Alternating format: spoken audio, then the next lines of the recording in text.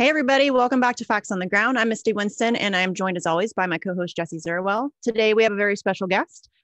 She is an activist and an organizer and has a super exciting event coming up this Saturday, May 8th. It's a whistleblowing festival, and she's been very busy. There's a really killer lineup of participants, different speakers and artists and activists and journalists. And we're going to talk about that event today and kind of give you guys a little peek into what's going to be happening. It's definitely a must-see event. So Deepa, thank you so much for joining us. Thanks for having me, Misty and Jesse. I'm really glad to be here. Of course. Yeah, we're super excited to have you. I'm if anybody has been watching the vigils or seeing my Twitter, I'm super excited about this event. It is really cool. Do you want to just kind of talk about where the idea for the event came from first, so everybody can kind of get a look into what the goal is, I guess?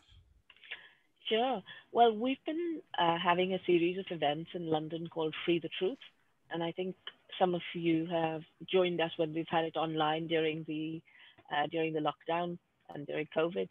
And these events are essentially about talking about whistleblowing, talking about the journalists who's sitting in Belmarsh prison while Britain celebrates Press Freedom Day. And we've tried through these events to allow lawyers, journalists, activists, whistleblowers, and others to talk about the real issues. And so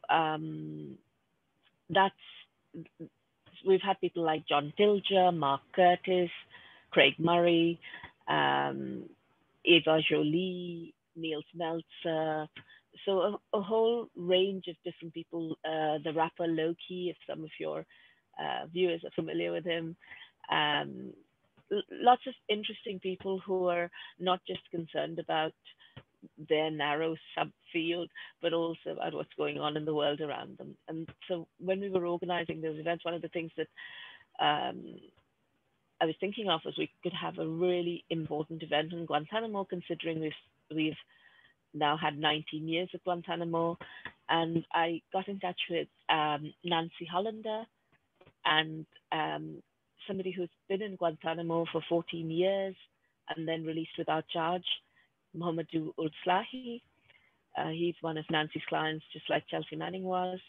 And Mohamedou is somebody who really, I went to an event where he was speaking about what happened to him and how he was treated and what he feels now that he's out.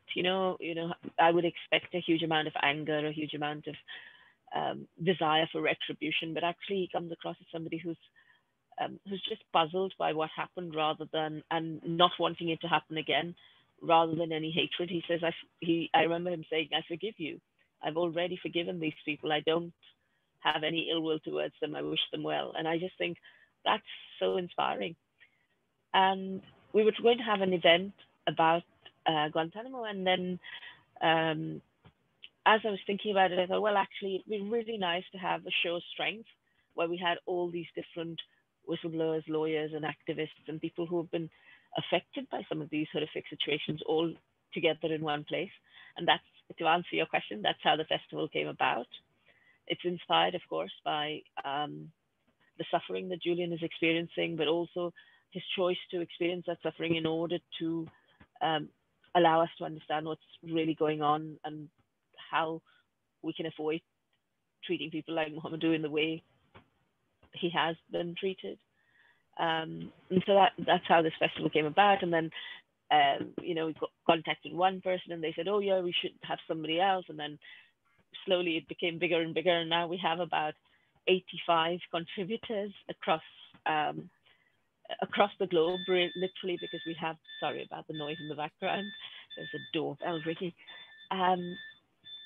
We have Nikki Hager, who's going to speak from New Zealand, John Pilger in Australia, Nancy Hollander, Daniel Ellsberg, Margaret Kinsler, loads of really amazing people.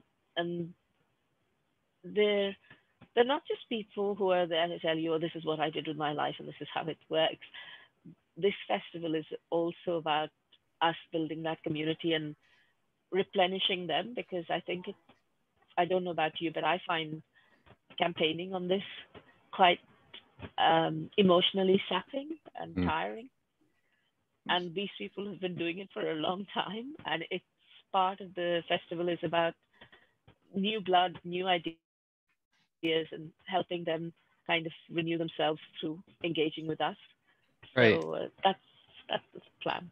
And I would imagine transferring the lessons they learned through their work, their activism, to the present day and the work and the activism that we're trying to do. How long did it take you to organize this event? Well, it's really scary because I thought it was going to be a relatively small event, maybe 8 to 10 people. Early April was when I started really thinking we could do this. And I thought, oh yeah, May the 8th is a long time away. We'll be fine, 5 weeks. And actually it's come up really quickly. And it just feels like you're pushing against the line all the time. But it's taken. But that is a really short time for such a big event, because I mean, you thought it was going to start this is going to start small, maybe 10 people, and now you're 85 different speakers. So it kind of grew really quickly, which is nice. So that's great to see. But it does put a little bit of extra pressure on you, I imagine. Yeah, and there's lots of people helping behind the scenes. So there's people who are really good at technology, who are. And none of this is paid for or organized by an organization. Everybody's just chipping in. For example, you guys are helping me talk to people about it and invite people to it. Some of these people, like Ray McGovern, helped me to think about who else I might want to invite and how to get in touch with them. And it's been really quite rewarding in that sense, but also quite stressful. You're right. It feels really like it's been organized on the cheap when you're an activist with no real resources and just put it together. But fingers crossed it all goes okay on Saturday. I hope to see many of you there. Absolutely. Oh, I will be there, sister. Absolutely. Maybe we should talk a little bit about, because what you're doing basically is putting people into panels, and then they're going to discuss different topics, different subjects. Is there any one particular group or one particular panel that sticks out in your mind? Jesse and I were just looking over the schedule, and we've picked out like, oh yeah, we want that one. Oh yeah, we want that one. Pretty much every single one. Yeah, pretty much. Yeah. But is there anyone in particular that you're really excited about seeing? Sure. Can I just say one thing, which is that one of the things we are trying to do is not use surveillance kind of technology that requires us to give our data up to somebody else, but also like what we're using right now. Yeah, maybe. Zoom is terrible. Yeah. It's kind of like using Amazon and then saying Amazon doesn't pay their taxes, we shouldn't really use them. It's kind of, some of us are. Anyway, there's going to be some musicians and artists, and so there's all these the kind of people that have really set an example with their life. For example, Daniel Ellsberg or Nancy Hollander, or people like Sami Ramadani and others, or Martin Garbus, who's the First Amendment expert. But there's also people like this wonderful woman, Christina Navarrete, who's the mother of another activist that we know. And she very sadly spent a few years in one of Pinochet's concentration camps. And while they were in the concentration camps, they used art to humanize their, and art in the sense that carvings on a nut or a piece of stone, things they sewed. And so she's going to talk about how they used craft as resistance. So that's an interesting panel where that's not what you expect when you expect to hear from artists, if you know what I mean. You kind of expect a painter here or somebody else there saying, I express dissent in this way. But this is somebody for whom art is so intimately connected with the activism. So that's an interesting panel. As I pull up the schedule, we start the festival with a fantastic introduction to why leaks and whistleblowers are necessary in investigative journalism, and that's from Nicky Hager, the New Zealand journalist. He's somebody who's devoted a lifetime to exposing what's really going on behind the scenes. We also have Suelette Dreyfus. She is at Blueprint for Free Speech, which is an organization that supports whistleblowers or encourages links between, or rather an understanding of whistleblower. Gosh, I can't speak. An understanding of whistleblowing, etc. And she's going to talk to all of us about how we can preserve our privacy online. So what do you do on your computer to make sure that you're safe? What kind of emails can you use? What kind of browsers can you use? Things like that. We have one called When the Oppressors Control the Law, When the Criminals Control the Law. And in that we have Andrew Feinstein, who is an activist who he was in Nelson Mandela's cabinet, and he's an anti-racist kind of activist, but he's been very involved in documenting weapons sales, researching that, but also documenting corruption. And he's going to talk about something which most people have, unless you kind of follow this area, don't really know very much about, something called the Luanda leaks, where the daughter of a dictator stole a lot of money, and how that money was laundered and taken out of the country and things like that. So he's going to talk about that, but he's also going to talk about how South Africa's former President Jacob Zuma, was trying to get South Africans to pay for his legal charges to protect him against their claim on him about corruption while he was in office. So it's just some bizarre stories. And then we have a guy called Frank McGuinness, who's a young lawyer who's going to talk about why Tony Blair is a war criminal. So excellent. That's a discussion that needs to happen on a large scale. Absolutely. It's been happening for a long time, ever since, I would say even before the 2003 war on Iraq, but he's never really been taken to task for being as complicit as Bush Jr. in that war of aggression, that illegal war. And what's so cruel about that is that after he left the prime ministership, he became some sort of nebulous but special Middle East envoy. And yeah, Middle East peace envoy, you remember well, yeah. And we were supposed to put our faith in him that he was going to somehow negotiate peace between Israel and Palestine and construct a contiguous Palestinian state. That's the language they like to use, a contiguous Palestinian state that is, what's the word? I think it's a V word, but it's a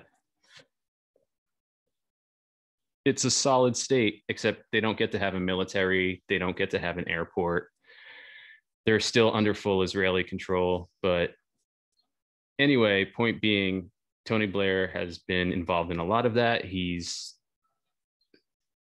chiefly responsible for the war in Iraq that's still going on now. And that's a discussion that definitely needs to happen on a large scale like this. Yes, we need to be calling out war criminals on a regular basis. It doesn't happen nearly enough. Not enough people talk about it. That's why I put out a whole Twitter thread of the wrong man is in prison. And it was a picture of Julian Assange. And then there was George W. Bush, Dick Cheney, Donald Rumsfeld, Tony Blair. And I just made like a whole thread. The wrong man is in prison, because it's amazing to me that Julian Assange is still in a maximum security prison for exposing war crimes, while the war criminals like dance on Ellen and are like government spokespeople for COVID. Like Tony Blair is over there advising people on COVID, and why would anybody trust him on anything? Dick Cheney is out in Wyoming shooting people in the face with pheasant hunting rifles.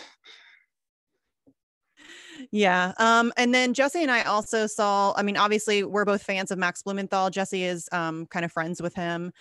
So I'm excited to see his group speak. There's so many just amazing people. We're going to post the link to the event website in the show notes so that everybody can go and check out. There's a list of speakers on there and everything, but it's literally everybody from like Andy Worthington and Nils Melzer and, Lori Love, who's a whistleblower, and Jeremy Hammond. I'm very excited that you got Jeremy Hammond to come speak. I think this is the first time he'll be speaking publicly since he got out of the halfway house. And if you don't know who Jeremy Hammond is, he's also a whistleblower. You should definitely look into his case as well. He just recently, like just a couple of months ago, I think, got out of the halfway house, and I don't think he's spoken publicly since then. So I'm really excited to hear from him and hear how he's doing, how things are going. So that's really exciting. Yeah, I mean, go ahead, Deepa. Sorry.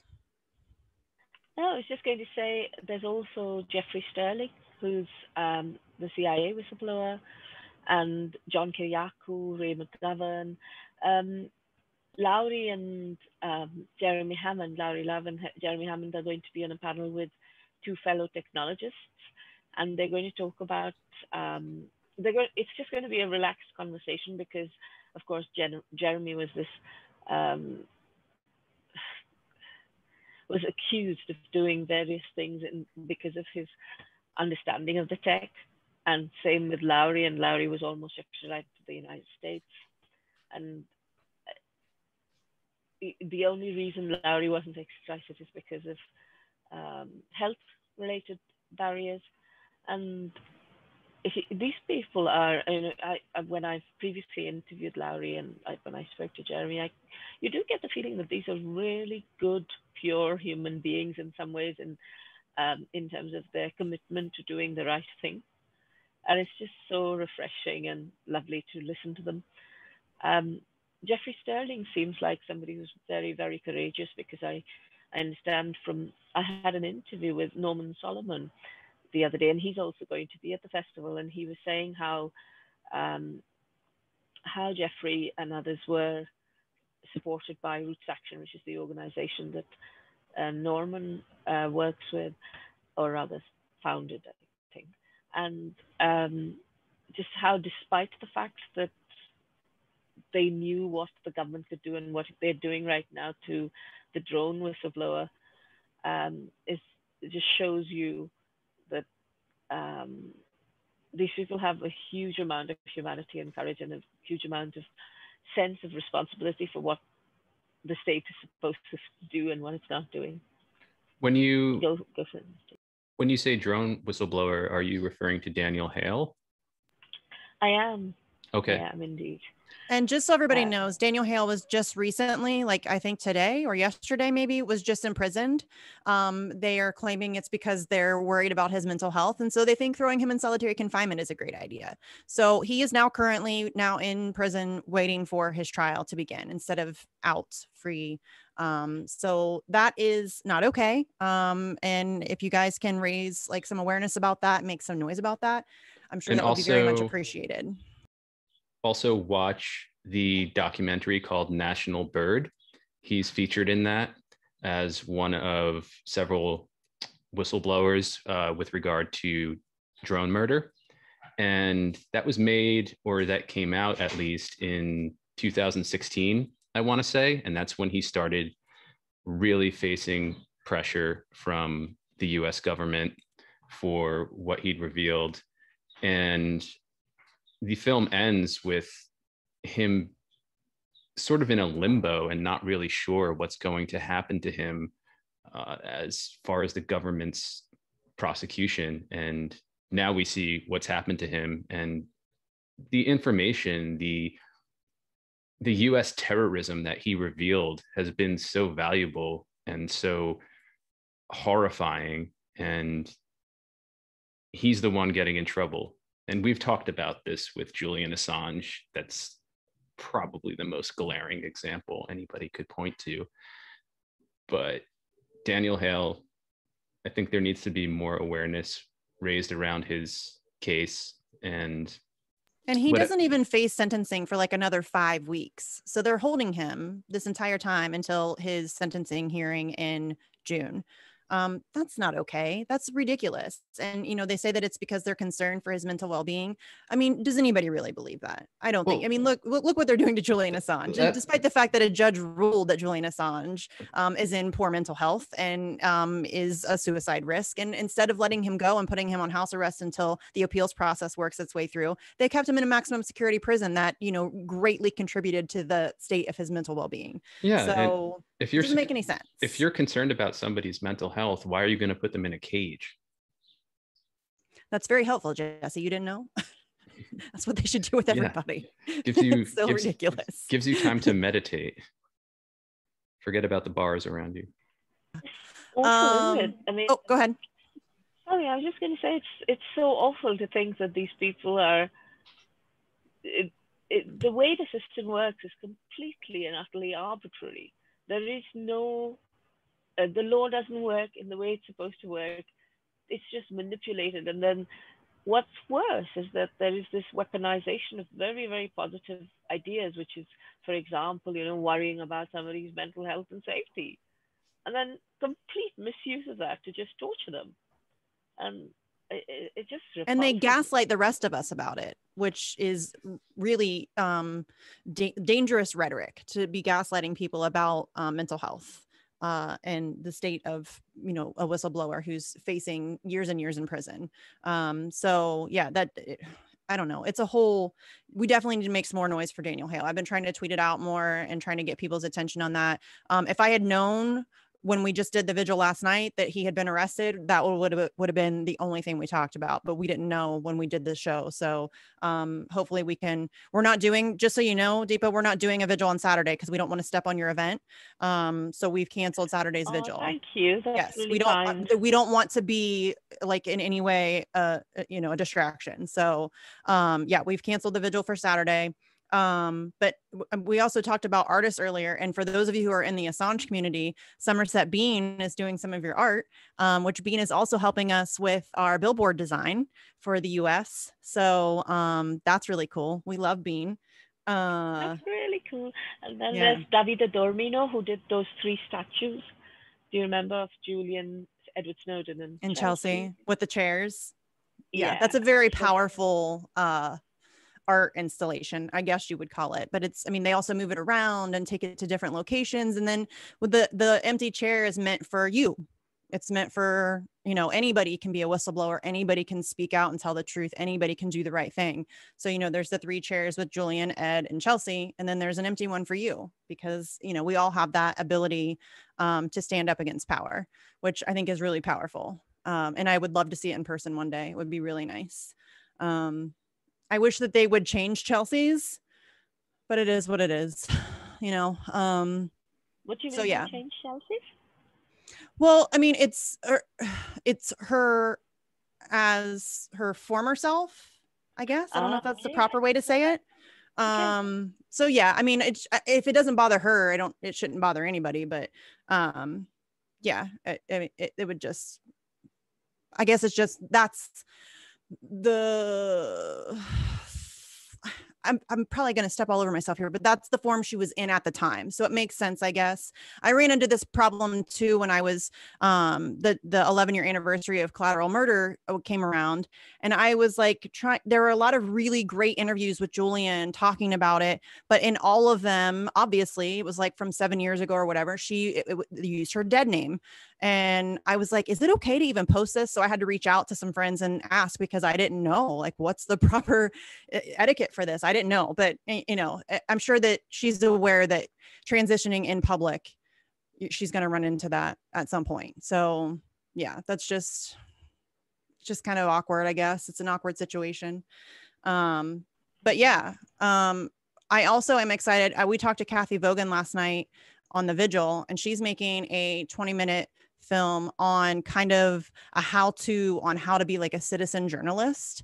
And I'm really excited about that, because I think I've actually had thoughts before that somebody should do like a how-to for whistleblowers and for activists and for citizen journalists and all of that stuff, because I think a lot of people want to get more involved and be more active, but they don't really know where to start. So yeah, can you talk a little bit about Kathy's video and what she's trying to work up and what the goal of that is? Sure. It's called How to Expand Your Reach on the Cheap. And I'm really, I was really surprised when she said, she was really up for it right from the start. She said, I'll do that. I'll teach everybody how to be a citizen journalist. And she used to be a university, she used to be a university lecturer teaching film and that kind of thing. So she's had huge amounts of experience, both practically within the movement because of her commitment and her values, but also in terms of the knowledge. And she's quite, you probably saw her on the last vigil. She's really down to earth, and so it's easy to. I think I'm excited to see what she's going to send, because she's got to share it with me. So yeah, I think it should be fun. I think yes, and you're right. She's very down to earth. She's very approachable and relatable. Yeah, she's a lot of fun to talk to, and she's also really tired right now. She was so cute last night. She just, because she's doing this film, and then I guess Consortium News is also streaming the event, and so she has to get her film done like in enough time that she can just not worry about it anymore. So I think she just puts too much pressure on herself, but she was stressed out and tired yesterday. So it was very nice of her to come on despite being so tired and talk to us for a little bit about the event. We talked to her about Saturday's event for probably an hour last night, and everybody in the chat was super excited about it. So I can't wait. It's going to be awesome. Deepa, thank you. And I think we're also going to have, sorry, Jesse, I spoke over you. Please go ahead. That's okay. Go ahead. I was just going to say, so on Saturday we have this kind of schedule of things that are happening, which are panels and interviews and discussions and laid back chats. But we've also given lots of space for people to, between the sessions, go into what we call a lobby and chat to each other. So if you just want to share some of your ideas, comment on things, there's a space for that. And then on the Sunday, if you're feeling really lazy, we're going to have a bill of various films that will be shown through the day, so you can watch that or look at some art or look at some music, and it'll all be pre-recorded and online. So you can have a look at those. Excellent. I just wanted to ask you, when you were putting this all together, how did you decide the panels that you were going to include in the program? Well, you basically just think of all the worst things that human beings do to each other, and no, I think it was slightly less scientific than that. It was, who are the people I really want to hear from in relation to propaganda, lobbying, and the media, in relation to the law and human rights? Who are the big whistleblowers who have really sacrificed themselves for others? And this includes people like, there's this organization called Compassion and Care in Britain, and it's headed by a woman called Eileen Chubb. She's a long-standing activist who's been working to support whistleblowers. I believe thousands of whistleblowers have gone through Compassion and Care, largely people who are on minimum wage jobs, who are not going to, she's not the kind of person to go bounty hunting through these whistleblowers, which some organizations are starting to do now, but somebody who's genuinely supporting people through very hard times. And she's, so there's people like that, and who I think are really inspirational people. And so brought that together, and also people whose music and art and whose filmmaking has inspired us. So it's a bit of who did I think was cool, but also who did the people who I think is cool think is cool. So right. Kind of, yeah, that makes total sense, 100%. And we're also going to hear from Craig Murray, which is really exciting. Craig hopefully will not be in jail at that time. I know that you're going to do like a pre-recorded thing with him, but he has court on Friday, and we'll find out what's going to happen to him. And just like a brief heads up, he did put out an article yesterday asking for donations again for his defense fund. So if anybody's able to donate, you can go to his website or his Twitter account. I'm sure it's up there. I've tweeted it out. But he and Craig Murray does not ask for donations unless he really needs them.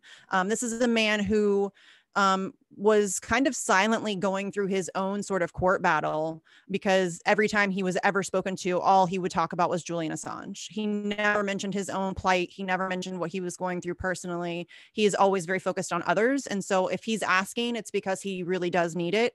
And he's definitely worthy of your support. So hopefully we will be celebrating the fact that he is not in jail.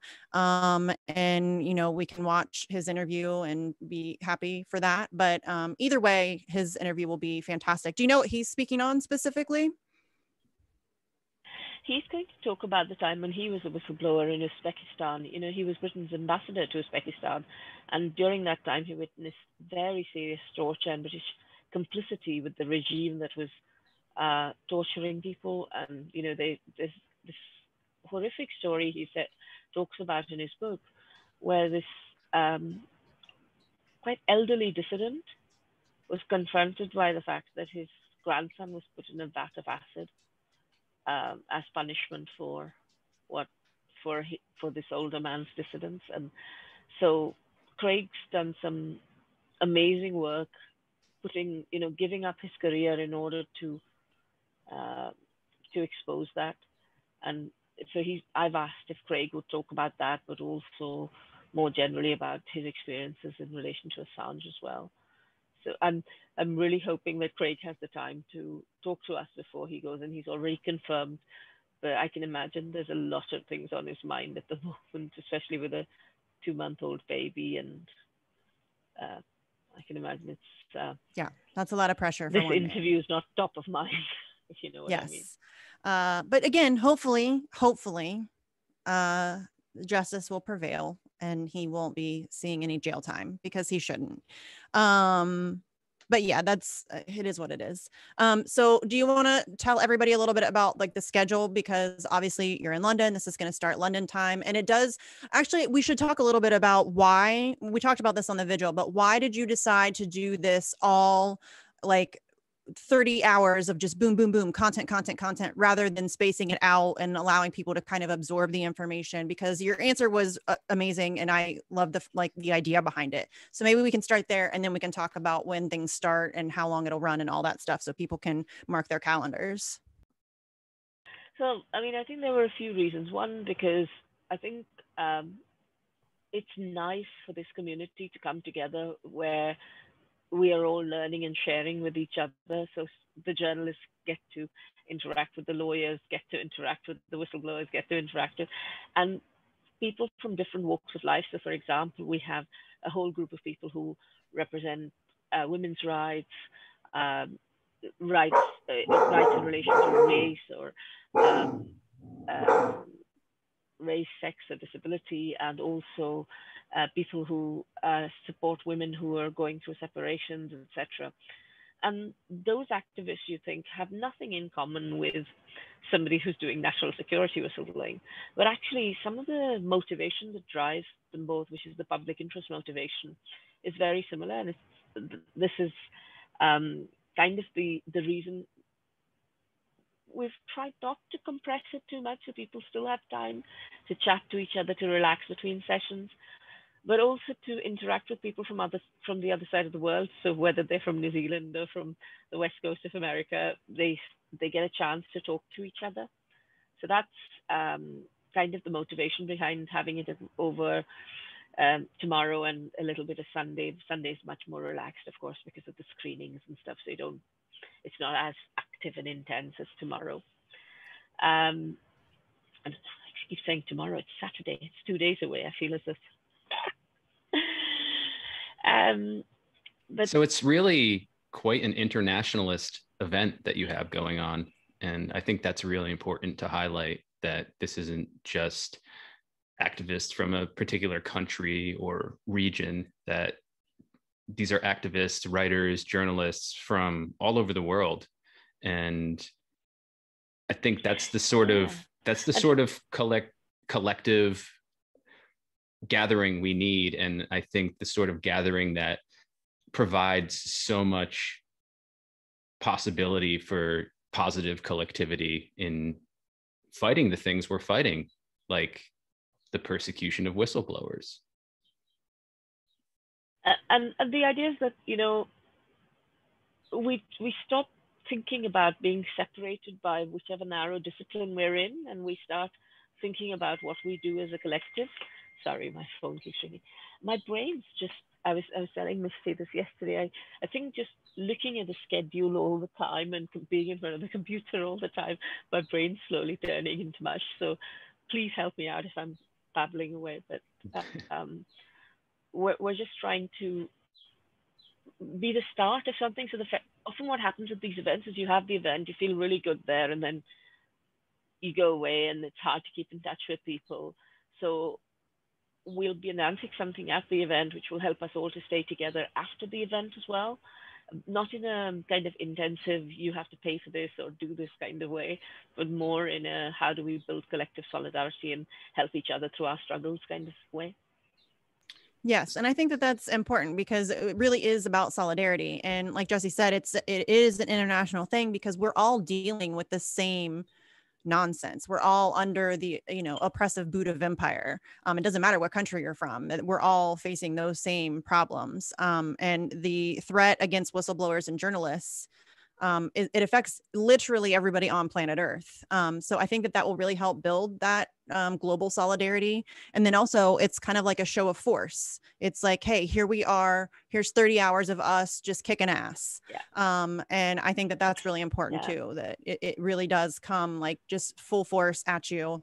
And I think that that's powerful. And that we don't, sorry. I was just going to add on, and that we don't need we don't need to be legitimized by mainstream media or even some of the quite softball independent media outlets. Sorry? Yeah, sorry. It just cut out for me for a second. I beg your pardon.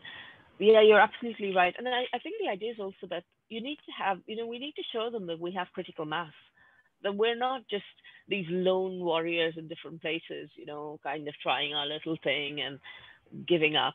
But we're strong, and these are the people we admire, and these are people, you don't have to water them down with some snotty liberal. We have lots of really good critical people. I don't know if it keeps saying my internet connection is unstable. Can you guys still hear me? Yeah. Yeah, we can still hear you. You should be okay. So that's the idea is we have all these wonderful people in one room and give one big punch and, kind of bring our collective strength together.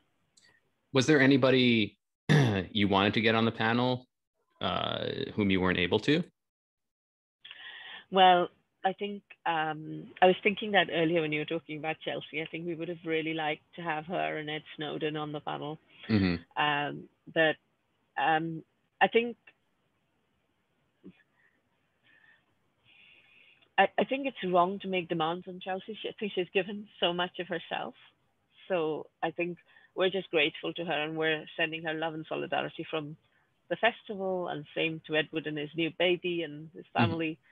And hope that sometime in the future, as the festival turns into a movement, we will also have them along, and they will get some replenishment and support from us, and we might even I don't know if this has actually just popped into my head as an idea of Jessie based on what you said, and maybe we could together collectively send some kind of solidarity message to Chelsea and Edward from the festival.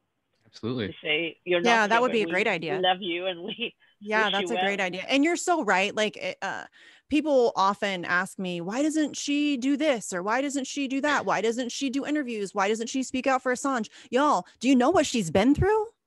Do you know what she's been through? I mean, she's been tortured, and she's trying to lay low and just live her life. And it's not like she's out of the woods. They can still come get her at any time.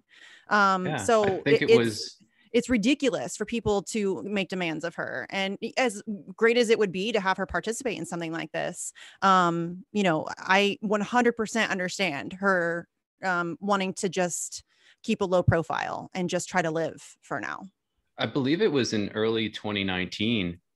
She was living in, I want to say Maryland or Virginia, somewhere around the DC area, although I could be completely wrong with that. But she wasn't home at the time, yet 4 or so police officers showed up at her door for a wellness check and entered her apartment without any permission. Supposedly you're allowed to do that during they like broke check. Down a door. Yeah. Right. And she had at least one camera that was focused on her front doorway, and you could see these cops come in with their guns drawn. Like, that's the best way to respond to a possible mental health crisis. So even when she's not been in prison, she's being persecuted by the police state we live in. And I think to make any demands of her for doing better, people just, it's grotesque. Yeah, don't do that. Stop don't doing do that. It. Don't do it. People do it all the time. I have harsher words, but don't do that. Yes, people do it all the time too. And every time I have a hard time biting my tongue and not ripping people's heads off, because I don't think people do it in a mean way. I think people genuinely just want to hear from her. Right. They do feel a lot of love and solidarity for her, and they want to know how she's doing. And I get that. I really do. But you have no right to make demands of her. She's given enough. If she wants to come out and speak at some time, let her do that on her time. We don't have a right to make demands of her in any way. All we should do is just support her, show solidarity, show up on her Twitch stream and say what's up, give her some love. I mean, she's on Twitch all the time. She's a big gamer. So get on Twitch and go say hi and tell her, you know, that you support her. But yeah, just don't make demands. It's not cool. But yeah, I know that it's getting late there, Deepa, so I don't want to keep you for much longer, but do you want to talk a little bit about the scheduling, when everything starts, how long it runs, so that way everybody can kind of figure out, will the schedule be posted before the event? I know you're still working on it, so it's probably not public yet, but will it be public before? It's already posted. Oh, is it? Okay. Yeah, so if you go to, I'm going to type it in the chat and maybe you can share it with your viewers. Yeah, we will link it in the show notes so that everybody can just click on it. I've been tweeting about it, so everybody can also check my Twitter. You can check Deepa's Twitter. Yeah. I tweeted something out earlier, although I think I'm shadow banned because none of my tweets are getting traction anymore. So, but I try. Well, and if you're tweeting about Assange, it's automatically shadow banned. Trust me. Yeah, it's ridiculous. So yeah, everybody should check out the schedule for sure. What time does it start on Saturday? And this is obviously London time. So it starts at about 8 o'clock UK time on Saturday, which is about 4 a.m. Eastern. And as you go through the day, it goes on till about 1 a.m. the next morning in terms of the various things. And the last speaker, which is perfect for your time zone, is the last 2 speakers are Nancy Hollander and Daniel Ellsworth. So that would be about, what's that? Is it 1 a.m. London? It would be like 8, I guess. Yeah. 8 p.m. Yeah, that is perfect time. Yeah. Everybody should be checking out Daniel Ellsberg. And there's also some interest. Sorry, go on.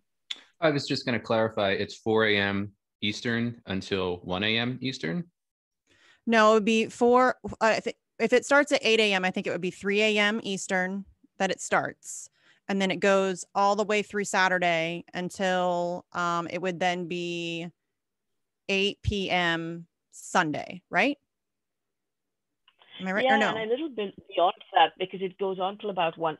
It starts at about 1 a.m. So yeah, we'll try and put the Eastern time on the list so that people can look at it. But if you can, it's got Central European time, and if you can just put it on your search. Yeah, if you can, I don't want to give you more work. I can even make it myself. But if it's okay for me to make like one with like maybe an Eastern time and Pacific time for the States, that way people can like just quick check. That would be great. Thank you. I can make that and put that up once Yeah, I could probably do that tonight, actually. So that way everybody can it's just easier than trying to figure out like the time change and stuff. It always makes my brain hurt. So, so yeah, shall I just let you know as soon as we've got the final version, which will go up tonight, and then you can. I can start working on it now and just kind of get like a rough draft going. And then as soon as you have everything like completely final, I can make whatever changes need to be made and add whoever needs to be added or whatever. And then I can just tweet all that stuff out. I can send it to you. You can put it on the website if you want, whatever you want to do. Sure. Yeah, I don't want to give you more work, but I think that if the people in the States have... I feel as though my eyes are popping out. Just that tired. So I'm going to go now, but thank you so much for having me. Absolutely. Yeah, of course. Thank you for joining us. Yes, and thanks for organizing this event. I'm really excited for it, and I think it's going to go off without a hitch, and it's going to be great, and it's going to build a lot of solidarity and a lot of momentum and motivation. So yes, thank you very much, Deepa. I appreciate it, and we'll talk to you soon. Thank you. Thank you.